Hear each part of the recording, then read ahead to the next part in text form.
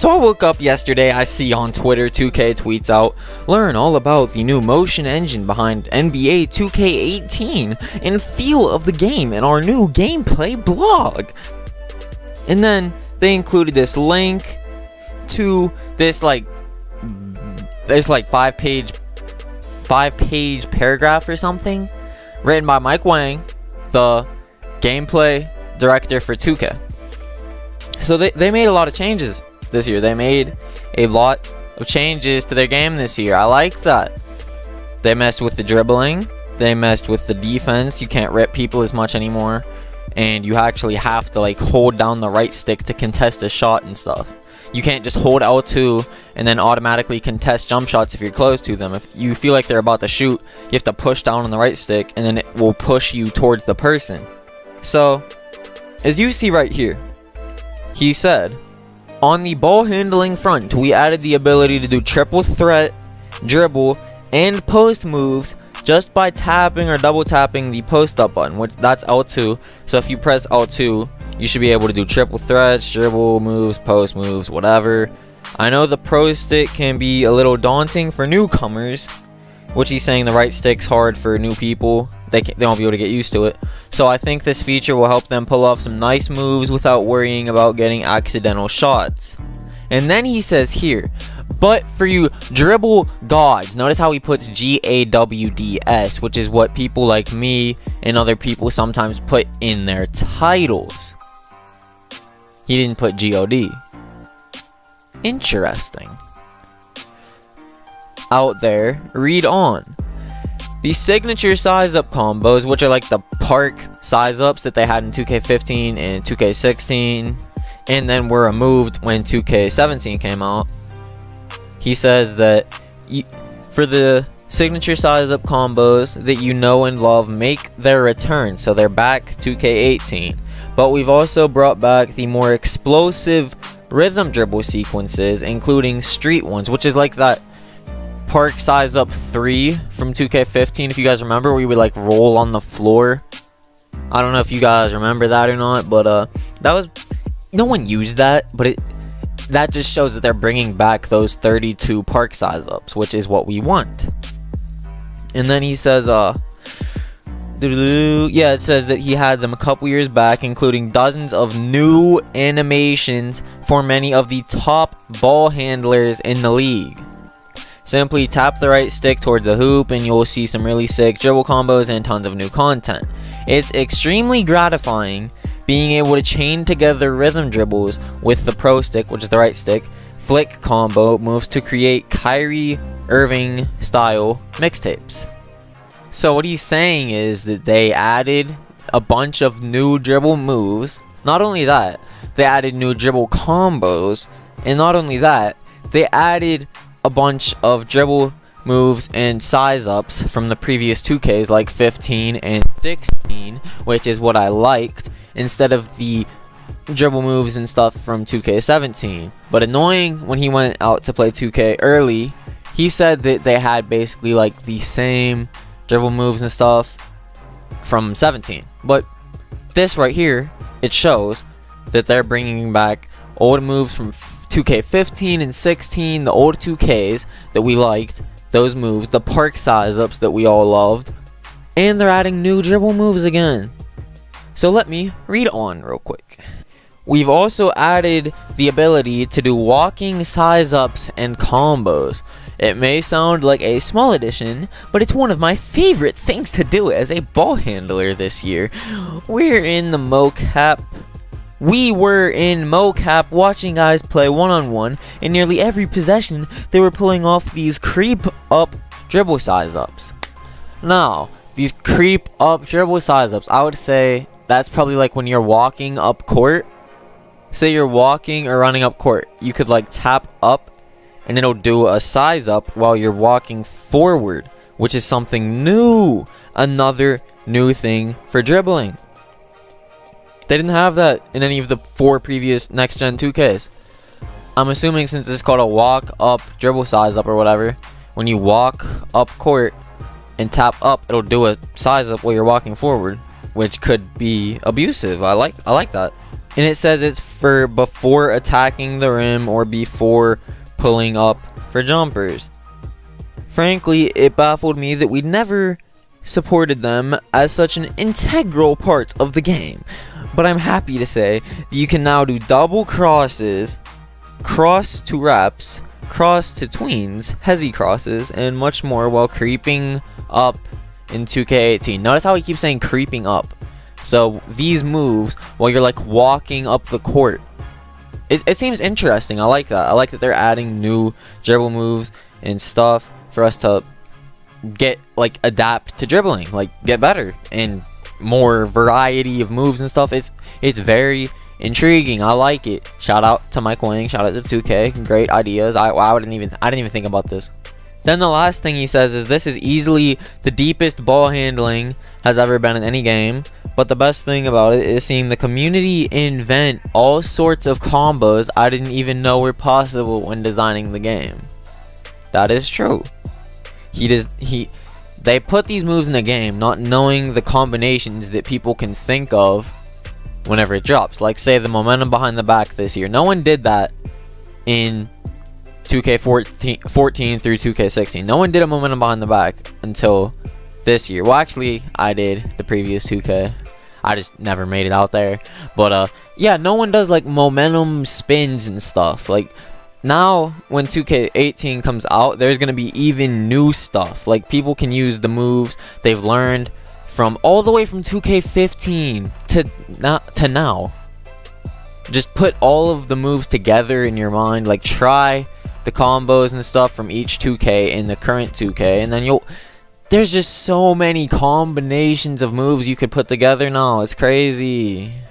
Then this other part of the article, it says, so we took a step back and looked at the pros and cons of 2K's shooting system compared to how we did in the past games. And then they took the best ideas, put them together in their new system for 2K18. And then he says, this year I think we've struck a great balance between the importance of stick skills and basketball IQ.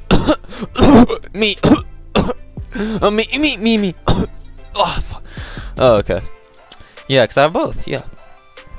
Now, more than ever, it's important to take high percentage shots with the right types of players. So, if you're a sharpshooter, wide open threes. If you're a post scorer, post fades. If you're like a lockdown, you're not going to be making shots again this year. If you're a glass cleaner, you're not going to be making shots this year. Then he says, while we removed shot timing, implemented a new shot meter positioned vertically near your player's upper body and improved visibility, and added improved shot feedback information that shows your release timing and the coverage of your shot. And these are some of the examples. It shows that there is smothered, heavily contested, lightly contested, open, and wide open. So when shooting this year, it doesn't just matter whether you know your jump shot or not, or whether you're a playmaker or sharpshooter or not. It matters if you're wide open. You have to be wide open, I'm guessing, to make your shots. So, twos in park, you just can't hide behind a screen and shoot. If people just simply pick up on screens or get around the screens, you're not going to be able to hit. You have to be wide open. Like, say, if it would say smothered, you would most likely not make it. If it says heavily contested, you're not going to make it. You have to either be like lightly contested, open, or wide open to have a chance of it going in, I would assume. Green releases are still in the game, but aren't solely based on release timing. Like I just said, it's about whether you're open or not. Without going into detail on how everything works under the hood, I'll just say that the design for excellent releases is much smarter than before, and I can say with confidence that green hunting won't be a problem this year. Like I said earlier, it matters whether you're open, what your archetype is, what your stats are, what your badges are. Literally so many things go into whether or not you're going to make a green or not. It can't just be like one thing. Say you have Hall of Fame limitless range. You're not going to make a bunch of contested limitless shots. They're going to have to be kind of open. You're going to have your jump shot up. You're going to have to know your jump shot also. There's like at least 5 factors that go into whether or not you'll make a green or not. Then finally he mentions, yes, you may have heard that you can customize the fill color of your shot meter. White, team color, black, gray, red, yellow, cyan, blue, whatever, or magenta. So I would assume that that's the white part of your meter. It's not the green part, it's the white part. So when it's loading up to turn green, if you make a perfect release, it's always going to be green. But whenever the bar is filling up, that's the colors. It can either be white, your team color, which is what I'd assume for Pro-Am, or for my team, then black, gray, red, yellow, cyan, blue, or magenta. And then he says that the jump shot creator is still in the game. So I like this feature. I like that they added a little extra something, so you'll be more interested in the game. Because people don't like shooting fat whites, you know? People might want it to be red. People might want it to be yellow. Like 2K15, 16. Instead of fat whites. So it'll be either like red or green. Or yellow or green. Or blue or green. Stuff like that. It's just simple stuff that makes the game better. And here they basically just say that they nerfed the steal spamming for steals. We heard the complaints about steal spamming last year, and they're happy to say there will no longer be that in 2K18. No more spamming square. No more getting steals off of spamming square. Much better. Because that's just unrealistic. If people were just... If a playmaker with a 95 ball handling, or ball control, whatever, max playmaking, they shouldn't get ripped dribbling the ball. No. Like, when does that happen in real life? Say Kawhi Leonard would just steal the ball from Kyrie when Kyrie's dribbling. No, no one would reach while people are sitting there trying to break someone's ankles or something. And this is the final part of the article that I found important. So they added layup packages, brand new layup packages. So there's Circus, Kyrie Irving type jelly layups. So yes, they added jelly layups. That's sensational. Crafty, which is Steph Curry scoop layups or around the back finishes. Interesting. Euro Specialist, the perfect package for Dwayne Wade. Explosive, designed for long jumpers who can explode off the launch pad like Russell Westbrook. So far, I would say the ones that would be the best would be Explosive or Crafty. I don't know about the jelly layups. Those, it seems like you might miss them a lot. But it depends on what player you make. Because there could be a bunch of new archetypes. Because they're already adding a bunch of like layup packages and stuff. It's crazy. Then they have Floater Specialist. Lots of nice quick teardrops for Tony Parker or Derrick Rose. I like that. Because it's important to do floaters if you're like going up against a big center. Or someone, or a great defender who's going to swat your shit or block it.